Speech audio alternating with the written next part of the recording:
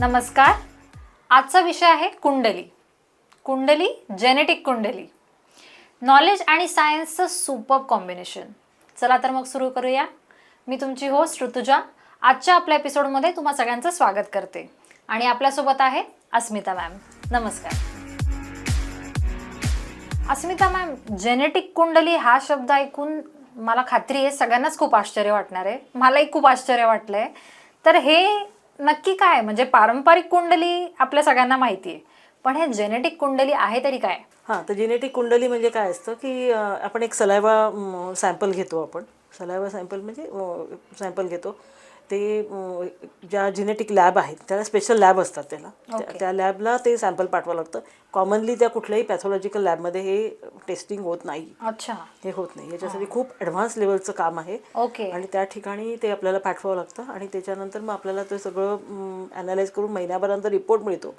त्या रिपोर्टमध्ये मग तुमचं B12 ची डेफिशियन्सी काय आहे, तुमचं वेट गेन होतं सारखं होतं आहे का, म्हणजे वेट रिडक्शनसाठी तुम्हाला काय का बरं प्रॉब्लेम येतात आहे, कुठले जीन्स तुमचं फोलिक ॲसिड नॉर्मल आहे का, मॅग्नेशियमचं तुमचं डेफिशियन्सी किंवा आहेत का तुम्हाला, किंवा ते जीन तुमचं अफेक्ट झाले का. कारण जीन जर अफेक्ट झालेले असतील ती डेफिशियन्सी भविष्यात तुम्हाला राहणार आहे.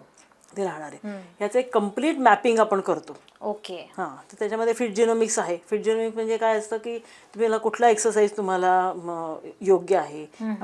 काही लोकांना रोज वॉकनी बरं वाटतं, त्यांना बरं वाटून त्यांचा वेट लॉस होतो. पण काही लोकांना त्याच्याने होत नाही. त्यांना काय करायला पाहिजे, त्यांचं हार्टची कंडिशन कशी आहे, यांच्याकडे हेरिडेटरी काही त्यांच्याकडे डिसीजेस आहेत का. तर ह्या सगळ्या गोष्टींचा अभ्यास आपण जेनेटिक टेस्टमुळे आपण करू शकतो. ओके. पण मग फक्त सलायवा सॅम्पल इज इनफ त्याच्यासाठी की तुम्हाला ब्लड टेस्ट पण करावी लागते? नाही, सलायवा सॅम्पल इज इनफ आहे. मग ही टेस्ट सगळ्या मेट्रो सिटीज मध्ये अवेलेबल आहे का? मेट्रो सिटीमध्ये पण कमी आहे सध्या. अजून एवढा अवेअरनेस वाढलेला नाही. जेवढा बाहेरच्या देशामध्ये जेवढा अवेअरनेस आहे ना तेवढा अजून नाही आहे. आता इंडियामध्ये हे पर्सनलाइज न्यूट्रिशन आम्ही म्हणते ते हे आत्ता सुरू झालेलं आहे. पण आहे मेट्रो सिटी, बंगलोर, मुंबई, पुणे या ठिकाणी सगळं आहे. सध्या नाशिककरांसाठी सुद्धा आम्ही आमच्या पुण्याच्या एका पार्टनर लॅबशी आमचं टायअप आहे. त्या ठिकाणी आम्ही हे करून घेतो, सॅम्पल पाठवतो आणि करून घेतो तसं. ओके. जसं तुम्ही म्हटलं की हे नॉर्मल पॅथॉलॉजी टेस्ट प्रमाणे ही टेस्ट नाही. मग त्यासाठी काही टेक्निशियन्स वेगळे लागतात? नाही, आता काही टेक्निशियन ते जेनेटिक अनालिसिस करणारे जे लोक आहेत तिथे लागतात, तिथे असतात ती लोक. ती पण ते त्या लॅबमध्ये असतात. इथे आपल्याला काही गरज पडत नाही. पण या गोष्टीसाठीची लॅबच वेगळी आहे? हो, त्यासाठी लॅबच वेगळी आहे. त्याच्यासाठी लॅब वेगळी. ते लोक जे आहे ते खूप स्किल्ड लोक आहेत सगळेजण. त्यांचा खूप अभ्यास आहे त्याच्यामध्ये. कारण कुठलाही जीन मॅपिंग करणं ही सोपं गोष्ट नाहीये. राईट. की त्याचं जसं जन्माच्या वेळेचं तुमचे जीन्स असे होते हे ऑथेंटिकली सांगणं, त्याच्यासाठी ती ॲडव्हान्स लेवलची लॅब लागते. Right right. तसं आहे. ओके. आणि त्याच्यावर त्यांचं भविष्य अवलंबून आहे. आपण त्या एका रिपोर्टवर तुम्हाला हे होणार आहे का, म्हणजे तुम्हाला बीपीची रिस्क आहे का, किंवा तुम्हाला कार्डियाकची रिस्क आहे का, किंवा कॅन्सरची रिस्क आहे का, हे आपल्याला त्या रिपोर्टवरून जेव्हा कळतं तेव्हा तेवढी ती टेस्ट महत्त्वाची आणि तेवढ्या ॲडव्हान्स लेवलची आहे टेस्ट. पारंपरिक कुंडली म्हटलं की आपल्या सगळ्यांनाच माहिती आहे. गुरुजी आपल्याला विचारतात जन्मवेळ काय किंवा बाकीच्या गोष्टी सगळ्या. पण जेव्हा गोष्ट येते ह्या जेनेटिक कुंडलीची, तेव्हा आपल्याला काय सायंटिफिक डेटा एक्झॅक्टली लागतो, की काही ब्लड टेस्ट करावी लागते किंवा अजून काही गोष्टी कराव्या लागतात? असतात. आता ह्याचं तुम्ही म्हणाल की आपण ग्रहावरून जी कुंडली म्हणतो आपण काय भविष्यातली जोखीम बघतोय ना आपण, फक्त बरोबर, भविष्यात काय होणार आहे हे बघतो. तसंच या जेनेटिक ह्याच्यावरून आहे की आपल्याला भविष्यामध्ये आपल्याला काही डिसीज होण्याची शक्यता आहे का, हे बघण्यासाठीही आहे. तर त्यासाठी डेटा आम्हाला असं लागतो. मी जनरली सलायवा सिम्पल आहे कारण की नॉन इन्व्हेजिव्ह टेस्ट आहे. बरोबर. पण काही ज्या टेस्ट आहेत त्याला ब्लड सॅम्पल पण लागू शकतो. ब्लड सॅम्पल लागू शकतो. किंवा आता मेल फर्टिलिटीसाठी जर काही असेल, मेल फर्टिलिटी किंवा ह्याच्यासाठी असेल तर त्यावेळेला मग स्पर्मसाठी आम्हाला त्याच्यासाठी काही फ्लुइड लागू शकतात. त्याच्यानंतर गट फ्लोरा जेव्हा आम्ही अनालाइज करतो तेव्हा स्टूल सॅम्पल लागतात आम्हाला. त्याच्यानंतर ह्याची जे असं बाकी जनरली सलायवामध्ये होतात, पण व्हजायनल काही टेस्ट असतात, फिमेल इन्फर्टिलिटीसाठी व्हजायनल मायक्रोबायोम वगैरे असे पण टेस्ट आम्ही करतो त्याच्यामध्ये. हां, तर त्यावेळेला मग वेगवेगळे सॅम्पल आपल्याला तसे लागतात त्याप्रमाणे. पण हे आम्ही कसं ठरवतो की त्या पेशंटला कंप्लेंट काय, त्याचे क्लिनिकल रिपोर्ट बघून त्याप्रमाणे आम्ही ॲडवाईस करतो की तुम्हाला काय करायचं आहे. अच्छा, म्हणजे प्रत्येक पर्सन प्रमाणे त्याचं एक्झॅक्टली, ते पण बदल की तुमचं कुठलं, कारण की असं म्हटलं तर तुम्ही नंबर ऑफ टेस्ट आहेत, एवढं सगळं तर काही करणार नाही आहे, आपण सगळं करू शकणार नाही आहे. बरोबर. त्यामुळे ते त्यांना ज्याची गरज आहे त्याप्रमाणे आपण ते ठरवणार आणि त्याप्रमाणे तेवढीच टेस्ट त्यांना करायला लावणार. तेवढी म्हणजे प्रत्येक व्यक्तीप्रमाणे टेस्टचा पॅटर्न बदलतो. मॅम, जेनेटिक कुंडलीमध्ये कुठल्या हेल्थ इश्यूजचा धोका आपल्याला कळू शकतो? जसं की बरेच डिसीजेस आहेत, जसं की कॅन्सर झालं, हार्ट डिसीज झाले, तर हे एकदा आपल्याला कळालं त्याच्यानंतर आपण लाईफस्टाईलमध्ये चेंजेस करून हा येणारा धोका आपण टाळू शकतो का? याच्यामध्ये आपल्याला सगळ्यात महत्त्वाचं म्हणजे ना की डेफिशियन्सीचा अभ्यास आपण करतो. याच्यामध्ये कुठलीही डेफिशियन्सी जी लॉंग टर्म राहिली तर डिसीजमध्ये कन्वर्ट होते. आता आपण अल्झायमर्स बघतो, बऱ्याच वेळा अशा की B12 वगैरे ची डेफिशियन्सी लॉंग टर्म राहिलेली असते, त्यामुळे ब्रेनच्या रिलेटेड प्रॉब्लेम होतात लॉंग टर्म B12 डेफिशियन्सी राहिली तर. हार्टच्यासाठी कोलेस्ट्रॉलचं तुमचं मेटाबॉलिझम कसं आहे, लिपिड मेटाबॉलिझम कसं आहे, तुमचं कार्बोहायड्रेट तुमची बॉडी कशा पद्धतीने मेटाबॉलाइज करते, ह्या सगळ्याचा अभ्यास आम्हाला ह्याच्याने करता येतो. ऑक्सिडेटिव्ह स्ट्रेस आहे का, त्याचे जीन्स, म्हणजे तुमच्या बॉडीला आपण अँटीऑक्सिडंट बघतो. बरोबर. अँटीऑक्सिडंट म्हणजे काय, त्याची तुमच्या बॉडीची ऑक्सिडेटिव्ह स्ट्रेस घेण्याची कपॅसिटी किती आहे ते त्या जीनमध्ये आपल्याला कळतं. किंवा यांना भविष्यामध्ये BP लागायची शक्यता आहे का ते त्या जीनचा अभ्यास करून कळतं आपल्याला. आणि मग त्याप्रमाणे प्रिव्हेंटिव्ह योजना आपण करू शकतो. ओके. कॅफेन मेटाबॉलिझम कळतं. आपण किती कॉफी घेतो, पण ज्यांना कॅफेन मेटाबॉलिझम चालणार नाही आहे, ज्यांना हॅम्पर झालेलं आहे कॅफेन, त्यांनी कॉफी बंद करायला लागेल. ग्लुटेनच्या बद्दल कळतं, इंटॉलरन्स. इयर्स टुगेदर त्यांना ब्लोटिंग होतं आहे, त्यांना हे होतं, पण त्यांना कळतच नाही की आपल्याला ग्लुटेनमुळे असं होतं आहे. हे कारण आपलं इंडियन लोकांचं पोळी आणि हे खाणं महत्त्वाचं आहे, आपल्या रोजच्या जेवणाचा तो भाग आहे. त्यामुळे मला होतं असं होतं, मग त्याच्यासाठी उपाययोजना काय आहे. त्यामुळे असा सगळा अभ्यास केल्यानंतर आपल्याला ते कळतं. मग लाईफस्टाईलमध्ये बदल करून हो, लाईफस्टाईलमध्ये जेव्हा आपल्याला कळतं, समजा की जेव्हा आम्ही 100 जीन्स आयडेंटिफाय केले, तुम्हाला याच्यात प्रॉब्लेम आहे, हे नॉर्मल, हे ह्याच्याप्रमाणे तुम्हाला डाएट करायला लागेल. ते जर डाएट केलं की तुमची तेवढी रिस्क तुमची कमी होते ना. बरोबर, त्याची रिस्क कमी होते तुमची. आता कळलं समजा की बाबा नाही, तुम्हाला BPचं जीन तुमचं प्रॉब्लेमॅटिक आहे, सॉल्ट कमी करायला लागतील. बरोबर, सॉल्ट मेटाबॉलिझम कमी करायला लागेल. किंवा कॅफेन कॉफी घेऊन तुमचं तर त्यावेळेला थोडंसं BP शूटअप होतंय का ते बघावं लागेल आपल्याला. हार्टचा इश्यू आहे का, तर त्यावेळेला तुमचं कोलेस्ट्रॉलचं तुमचं कसं मेटाबॉलिझम होतं आहे. काही ॲडिपोनेक्टिन नावाचे जीन्स असतात जे वेटच्या रिलेटेड आहे, ते तुमचं प्रॉब्लेमॅटिक आहे का, हा सगळा खूप अभ्यास त्याच्यातून आपल्याला करता येतो. आणि मग आपण एकदा प्रॉपर त्यांना गाईड करू शकतो आपण. म्हणजे त्याच्यात ट्रायल एरर राहत नाही. बरोबर, त्या डाएटमध्ये ट्रायल एरर राहत नाही. म्हणजे जे काय असेल ते स्पेसिफिक राहतं त्याच्यामध्ये. प्रत्येक व्यक्तीप्रमाणे डाएट आणि एक्सरसाइज हे वेगवेगळे असतात. मग या गोष्टीला जेनेटिक कुंडली कसं गाईड करू शकेल?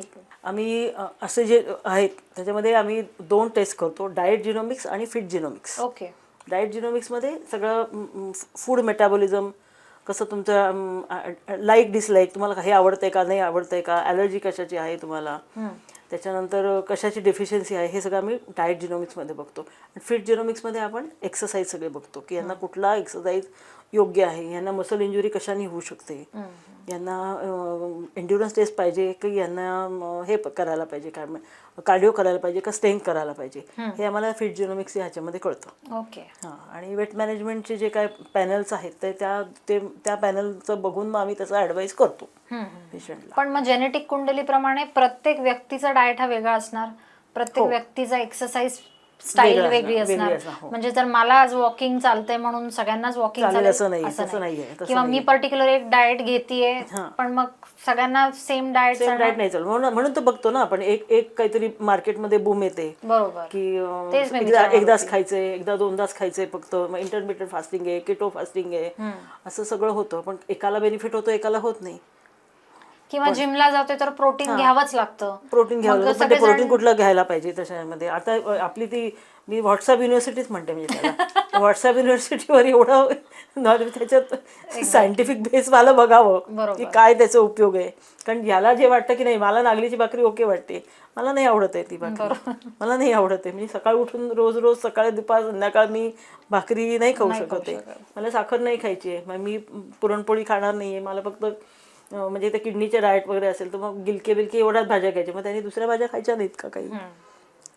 तर ह्या सगळ्या गोष्टीचं ॲनालिसिस आपण बऱ्यापैकी म्हणजे प्रिसिजन डाएटला आपण त्याच्याप्रमाणे जाऊ शकतो. येस, पण हा भाग तर आहेच की जे ट्रेंड मध्ये आहे, सोशली जे आजकाल चाललं आहे, तर people try to follow that trend very blindly without any proper consultation किंवा ती खूप डॉक्टर. रॉंग आहे, ती गोष्ट चुकीची आहे, ती गोष्ट चुकीची आहे. त्याचे बेनिफिट पण मिळत नाहीत ना मग.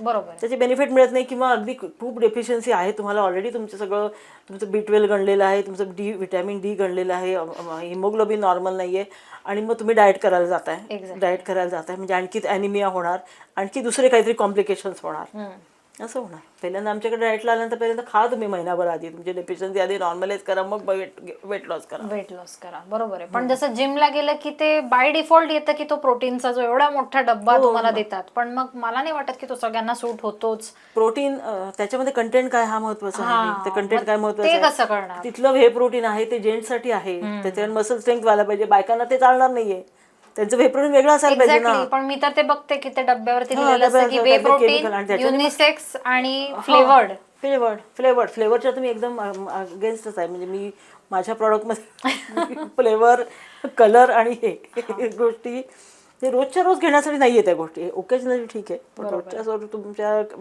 कुठल्याही केमिकलचा तुमच्या शरीराला सवय नाही, त्यामुळे त्याचा तुम्हाला त्रास होणार.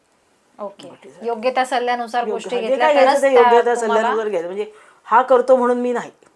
लग्न ठरल्यावर सगळ्यात पहिली गोष्ट जर कोणी करतं तर ते म्हणजे गुरुजींकडे जाऊन आपली कुंडली जुळते आहे की नाही, आपण सगळ्यात पहिले ही स्टेप करतो. पण आजकालच्या या काळात जेनेटिक कुंडली बघणं आपल्या होणाऱ्या जोडीदाराची, हे किती महत्त्वाचं आहे आणि याच्यामुळे आपलं येणारं पुढचं आयुष्य आपण किती व्यवस्थित हँडल करू शकतो किंवा येणाऱ्या प्रॉब्लेम्सला आपण कसं सामोरं जाऊ शकतो, याबद्दल काय सांगाल? सगळ्यात महत्त्वाचं पहिल्यांदा सांगेल की हे जे कुंडली हे आहे, जे जेनेटिक मॅपिंग मी म्हणते, हे मुलगा किंवा मुलगी रिजेक्ट करण्यासाठी नाही. एक्झॅक्टली, त्याच्यासाठी नाही आहे. हे लग्न झाल्यानंतर त्याच्यानंतर प्री कन्सेप्शनसाठी किंवा ह्याच्यासाठी त्याचा उपयोग होऊ शकतो. किंवा फॅमिली मॅच होताना तुमच्या घरामध्ये हेरिडेटरी काय आहे, डिसीज आहे, आमच्या घरातले काय हेरिडेटरी आहे, बेबीला त्यांच्या प्रॉब्लेम, येणाऱ्या पिढीला त्याचा धोका व्हायला नको, त्याचा अनालिसिस ओके त्याच्यासाठी, त्याचं आपल्याला कळू शकतं त्याच्याने. पण या बाबतीत कोणी बोलतच नाही की सगळेजण या सुपरफिशियल गोष्टींवरती खूप डिस्कशन होतं, पण तुमच्या फॅमिलीमध्ये काय डिसीजेस आहेत, सिव्हिअर डिसीजेस काय महत्वाचे, माझ्या फॅमिलीमध्ये काय आहेत, मला वाटतं हे कुठेतरी बोलल्या गेलं पाहिजे. हो, आणि हे महत्वाचं आहे. हो बरोबर आहे. कारण तुमच्याकडे हेरिडेटरी आहे का, की म्हणजे तेच जर जीन दोन्हीकडे असलं, समजा थॅलेसेमियाचा जो डिसीज आहे ह्याच्यामध्ये ते जे जीन दोन्ही फॅमिलीमध्ये असेल तर नक्की तुमची पिढी पुढच्या ह्याच्यामध्ये ते प्रॉब्लेमॅटिक होणारच आहे त्याच्यामध्ये. आणि त्याचं मग आयुष्यभराचेच कॉम्प्लिकेशन्स आहेत त्याच्यामध्ये. त्यामुळे ह्या गोष्टीसाठी तुम्ही जेनेटिक ह्या न्यूट्रिजोनॉमिक्स याचा उपयोग करून घेऊ शकता तुम्ही. पण हा विषय आज बोलतोय, या काळात हा जेनेटिक कुंडली हा आज सगळे म्हणतात की नवीन टॉपिक आहे किंवा नव्याने ऐकतोय, पण मला वाटतं की मागच्या 7 ते 8 वर्षापूर्वी मी एक ट्विंकल खन्नाचा एक व्हिडिओ बघितला होता, जेव्हा तिने सांगितलं होतं की तिने तिच्या लग्नाच्या वेळेस, आता या गोष्टीला किती वर्ष झाले असतील, तर तेव्हा त्यांनी हे केलं होतं की लग्नाच्या आधी त्यांनी एक फॅमिली ट्रीच बनवला होता आणि त्यांनी त्याच्यामध्ये दोन्ही फॅमिलीमध्ये जे जे डिझीजेस आहेत त्यांनी ते प्रॉपर लिहून ते सॉर्ट केले होते की तुमच्या फॅमिलीमध्ये कुठले डिसीज आहेत, माझ्या फॅमिलीमध्ये कुठले आहेत, पुढे जाऊन आपल्या होणाऱ्या पिढीला ह्याचा काही त्रास होईल का, याच्यासाठी आपण काय प्रिव्हेन्शन केलं पाहिजे. तर हा विचार खूप वर्षांपूर्वीपासूनच म्हणजे लोक करतात, पण याचा अवेअरनेस आता आलाय. जेनेटिक टेस्टिंग आता पण पूर्वी पण होत्या, बरोबर, जेनेटिक टेस्टिंग होत्या, पण त्यावेळेला पण आता हे काय झालं की आता हे कॉमन याच्यामध्ये न्यूट्रिजोनॉमिक्स हे नवीन आहे. एक्झॅक्टली. बाकी जेनेटिक टेस्ट तर आहेत, त्या पूर्वीपासून आहेत त्याच्यामध्ये, हेरिडेटरी आपण बघू शकतो, हे सगळं ते आहे त्याच्यामध्ये. सो म्हणजे पारंपरिक कुंडली जितकी महत्वाची आहे किंवा जितकं त्याला महत्व आपण देतो तेवढीच जेनेटिक कुंडली पण हा म्हणजे आता कसं झालंय की डाएटला पण खूप महत्व आलंय ना, कारण लाईफस्टाईलमुळे एक आपण बघतोय सध्या की अर्ली हार्ट अटॅक्स होतात, ते खूप कॅन्सरचा ऑकरन्स किती वाढलेला आहे, खूप जास्त. किती 2-4-5 घरामध्ये आपल्याला कॅन्सर दिसतो आहे, डिसीजेस खूप आहे. म्हणजे असं बघतो माझ्याकडे माझे सासरे 92 इयरचे, सगळे रिपोर्ट ओके आहेत त्यांचे, ग्रेट. त्यांना फिट आहेत एकदम, ते व्यवस्थित आहे सगळ्याच्यामध्ये. पण त्याच वेळेला माझ्या मुलीचे रिपोर्ट, नवीन पिढी जी आहे तिचे रिपोर्ट तेवढे ओके नाही आहेत बरोबर. नवीन पिढीचं. ह्याच्यासाठी कुठेतरी काम करणं गरजेचं आहे. त्यांच्यासाठी ह्या प्रिव्हेंटिव्ह हेल्थ केअरसाठी ही जेनेटिक टेस्ट खूप महत्त्वाची आहे. म्हणजे किती केसेस आपण ऐकतो की सेलिब्रिटीजच्या बाबतीत पण at the age of 50 cardiac arrest होतो, हो, जे आदल्या दिवशीपर्यंत एकदम फिट असतात आणि सडनली न्यूज येते नेक्स्ट डेला की ड्यू टू कार्डियक अरेस्ट आज ती व्यक्तीच नाहीये. बरोबर. सो दीज आर व्हेरी खूप फ्रिक्वेंट घडणाऱ्या गोष्टी. हार्ट अटॅकला त्याला एन नंबर ऑफ खूपच रिझन्स आहे त्याच्यामध्ये. पण सडन हार्ट फेल्युअरसाठी काही जीन्स असतात, ते जीन्स अनालिसिस करू शकतो आपण. बरोबर. सडन कार्डियक अरेस्टसाठी जे आहे ती जीन्स करू शकतो. हेरिडेटरी कॅन्सरसाठी करू शकतो आपण. त्याच्यानंतर फर्टिलिटी पॅनल पण आहे, तसं सुद्धा करू शकतो. आणि बऱ्याच वेळेला डेफिशियन्सी नॉर्मलाइज केल्यानंतर चांगले रिझल्ट मिळतात. फर्टिलिटीचा विषय जर तुम्ही काढला तर आजकालच्या कपल्सला सगळ्यात जास्त भेडसावणारा प्रश्न म्हणजे इन्फर्टिलिटी, की हे मेट्रो सिटीज मध्ये आहे असं नाही, तर हे गावाखेड्यात सुद्धा तेवढंच आहे. बरोबर. सो याच्यासाठी आपण काय सांगाल? मेनली तर न्यूट्रिशनल डेफिशियन्सी हाच रूट कॉज, तर त्याला बऱ्यापैकी न्यूट्रिशनल डेफिशियन्सीज म्हणू शकतो आपण. बरोबर. त्याच्यामुळे फर्टिलिटी आणि याच्यासाठी आम्ही म्हणजे तर फिमेल फर्टिलिटीसाठी तिच्या न्यूट्रिशनल डेफिशियन्सीजवर काम करणं, मेलसाठी त्यांच्या स्पर्म न्यूट्रिशनवर काम करणं, हे एक महत्त्वाचं हे राहू शकतो. आणि अशा रिझल्ट आम्हाला चांगले रिझल्ट मिळालेले आहेत. म्हणजे अशा ह्याच्यामध्ये की त्यांना प्रॉब्लेम होता त्यांना, आणि मग नंतर टेस्ट केल्यानंतर तो कळलं की नाही बा यांचं फोलिक ॲसिडच यांचं जीन डिफेक्टिव्ह आहे.